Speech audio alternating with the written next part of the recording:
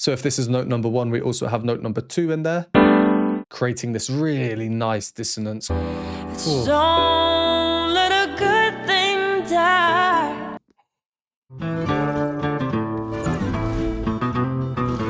Yes, Sir Hairless here.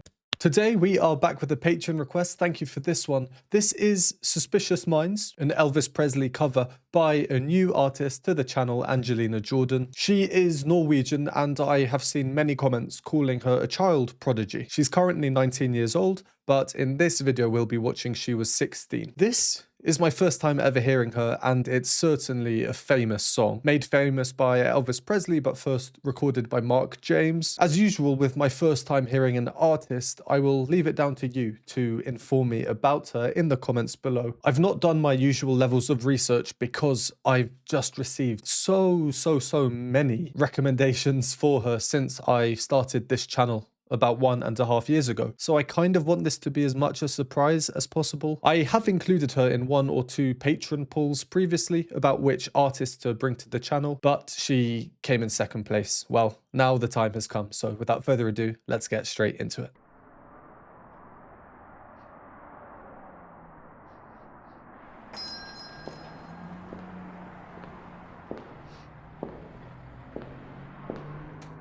Fancy boots.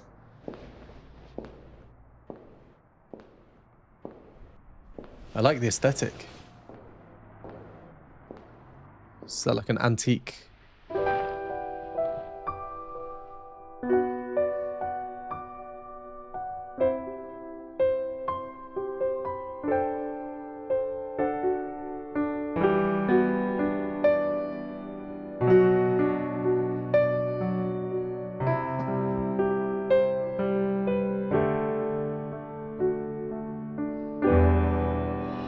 Oh, little love, survive. I dry the tears from your eyes. Just don't let a good thing die. Well, honey, you know I've never lied to you. We're caught in a trap. Can't walk out because I love you too much, baby. Why can't you see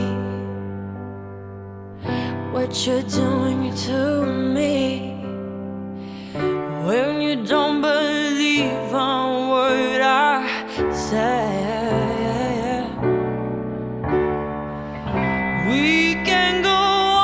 Okay, she's coming in with the electric guitar now. It's a very reserved arrangement, no percussion, a lot of rhythmic freedom because of this textural reduction.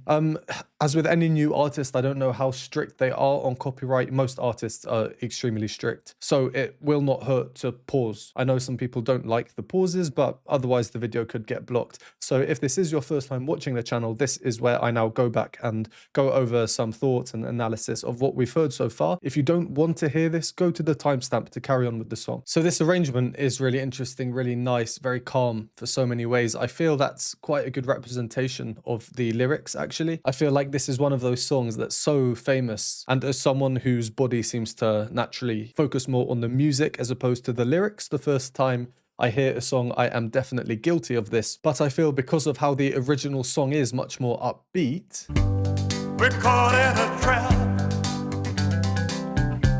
Keeping things going, especially with the beat there, that the lyrics perhaps might be a bit overlooked. Tying into this, she starts singing and the structure has been changed. We just heard the start of the song, the first words that are sung, but Angelina... Oh, little love, survive. Let me get the lyrics up here. So here we are, here's the start, and Angelina has started here. For anyone who's familiar with the song, this is certainly unexpected. After this, she then goes back to the true start as we get in the Elvish, this isn't Lord of the Rings, Elvis version. For me, as a first-time listener, another element of surprise is her voice. This is the first time I'm hearing her sing. Oh, little love, survive. And in such a simple phrase, objectively, there's not loads going on. She's not jumping around like we might see in one of the more complex Dimash performances.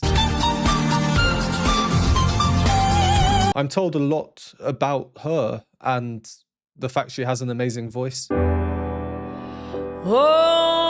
The start, very subtle but deep down in the chest area. Moving up and the timbre on that first oh, it's almost piercing. Oh, little love survive. End of the phrase, the vibrato coming through, a nice airy voice. If you've seen my channel before, you know that I love airy voice. It can really enhance the emotional impact of music, particularly in this style. And in that short phrase, the contrast between the straight tone, no vibrato, no wobbling immediately, and then the end of the phrase, now it comes through. Just don't let a good thing die when Really, really good voice control. I mean, I don't need to say any of this. If she's been called a child prodigy, I think it's self-explanatory. Very cool aesthetic. The hairstyle as well, very 60s. The leather overalls, one piece, and the pianist is wearing a burgundy one piece. Yeah, just really cool aesthetic in general. And she has a deep voice for a young girl.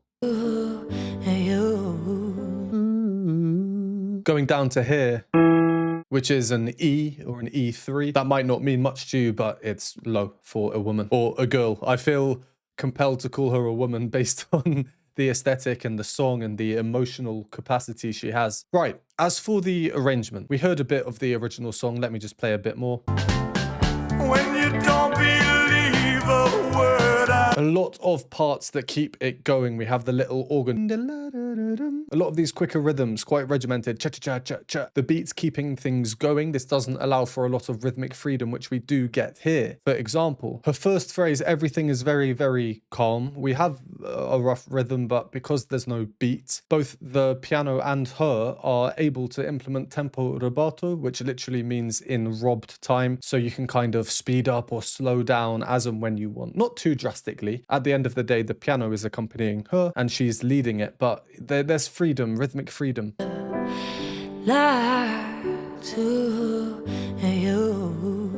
We get this strange, almost like a chime sound coming in, but now we're caught in a trap.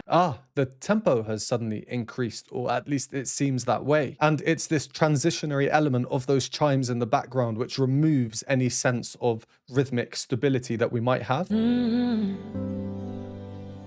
It's like a magical... We're caught in a trap. A magical aura that's not quite in this realm, and now we come back to the song. The video as well, really nice. We have the really young girl, the other young girl, and I forgot to mention, but I noticed her feet. She sings barefoot, which I find really interesting considering we had this opening with the boots,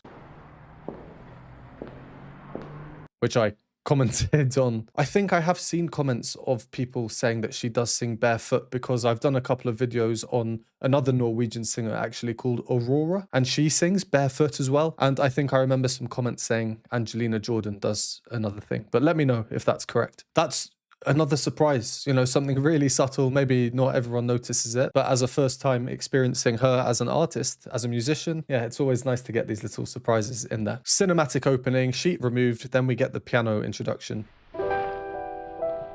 So what do we hear there? We kind of get this, that jump up of a seventh in the top right hand.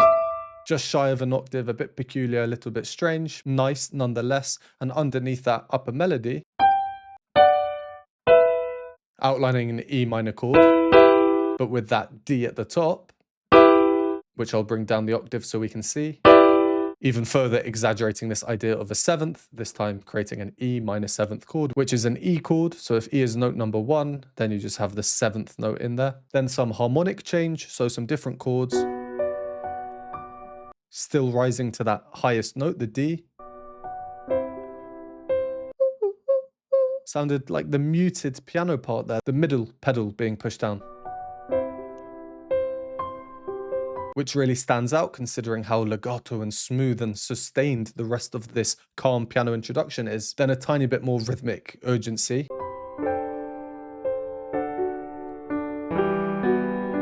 With these syncopated inner parts. bum. Overall, harmonically, there's nothing too crazy in there. No super discordant, crazy chords, but we do get some which definitely stand out as we went on. Here's the first example that really stood out. There. That's the supertonic, which in other words is note number 2. So our chord is. So if this is note number 1, we also have note number 2 in there, creating this really nice dissonance, quite subtle. Why can't you see And then what you're doing? a suspension, a note suspended as it doesn't quite fit in the chord. You'd expect it to then resolve down to fit. But no, it jumps up away from it, so that suspension is unresolved. If something isn't resolved, well, it's tense. It adds a bit more tension to the music. What you're doing to me. It jumps up, and we think it's going to be a falling pattern. It's going to carry on. But no, it repeats that penultimate note. What you're doing to me. Which is the same note Angelina is singing. And this was just before where we paused. We had this descending bass line in the left hand of the piano. On what I say. And she was just strumming the guitar. So she's a guitar player, piano player, anything else player? All right, let's carry on. There's about 2 minutes left. We can go on together with suspicious minds, and we can't build our dreams on suspicious minds. If an old friend I know stops by to say hello, would I still see suspicion in your eyes? Here we go again, asking where I've been. You can see the tears are real, I'm crying. Oh, yeah. We can go on together with suspicious minds, and we can't build our dreams on suspicious minds. Oh, little lost of I. There, another great example of this shift in the, well, what seems like the fundamental rhythmic structure of everything due to how free they are with the rhythms. I really like as well how subtle her guitar part is. It's very much the secondary accompaniment. You have her voice, then the piano, and then the guitar, just to add a bit of something, a new type of sound, very fitting with the style, and for a bit of rhythmic energy at one point as well when we had the muted strumming. Here we go again. After that interesting piano lick down. And if you missed the fact that she is barefoot the first time, you definitely wouldn't have now. You can see the tears. Yeah, her voice.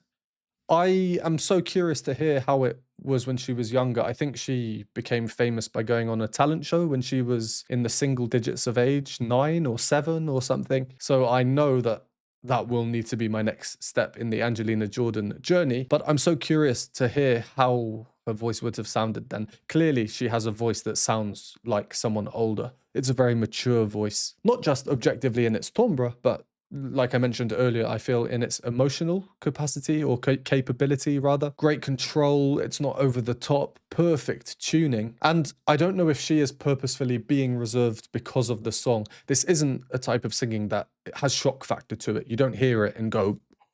So I imagine she's keeping this fairly reserved on purpose, considering the song's subject matter. I guess I'll find out if I do future reactions to Angelina Jordan. So comment down below other songs you'd like to see me do in the future. But yeah, it's a really unique voice, and a voice that suits this song, this style of music perfectly. And I know it's a powerful voice as well, even though she's not singing powerfully here, but some notes, such as the first note, some other notes here and there, you can just tell. You can just tell. Yeah, there aren't too many new musical ideas we've heard in the past minute or so. Not to be expected, to be honest, considering how calm this arrangement is. I think there's about 1 minute left, so let's carry on until the end and then just go over some final thoughts. And just to really emphasize that change in tempo from where we paused, I won't count along while the music plays. I think the mic is ever so slightly out of sync with the video, unfortunately, but I'll use my fingers to count the 4 beats. 1, 2, 3, 4, and then I'll keep going at that tempo and we'll see how out of sync it is when the change happens. And we can't build our dreams on suspicious minds. Oh, little love survive. I dry the tears from your eyes. Don't let a good thing die. When, honey, you know I've never lied to you. Oh, yeah.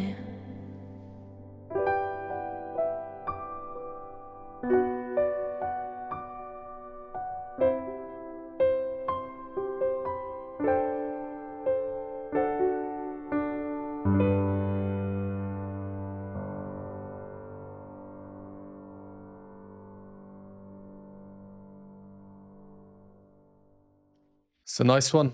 It's a nice one. The arrangement, the video, and of course her voice. Not much more to say on the music, and I'm eager to hear more of her, perhaps songs sung in different styles. Amazing voice control though. I love how freely she changes between the airy voice, slightly more of a full sound, never quite fully full though. Oh, little love survive. And then completely off at the end of the phrase, so the end of that word, survive, she's not actually singing a note, it's just air, like a whisper. To you. With those little runs there, I like that she has not gone over the top. There are many, many good singers out there who I think feel the need, perhaps sometimes a bit excessively, to show off by just having so many of these runs. It's just a stylistic decision. Some of us will like it, some of us won't. And of course, it depends on the singer, the song, the style, the context. In this song here, when she first did these little runs, I was thinking, oh, maybe she's going to start doing longer, exaggerated runs, but she didn't. She kept things tame, and that's a stylistic decision that I agree with. I think it was a good choice to do that in this particular song. Yeah, I love the original song. It's a classic for a reason, and I thought this was a super arrangement of it. She is clearly a gifted musician, great voice, great control. Yeah, love to see more of her. So comment down below your recommendations. And thank you as always for watching. Would appreciate a like and a subscribe. If you'd like to support me, you can donate me a hot chocolate at the Buy Me a Coffee linked below. Or if you'd like to join the community, get access to exclusive content, vote on polls, you can join the Patreon linked on the screen now. And I will see you next time.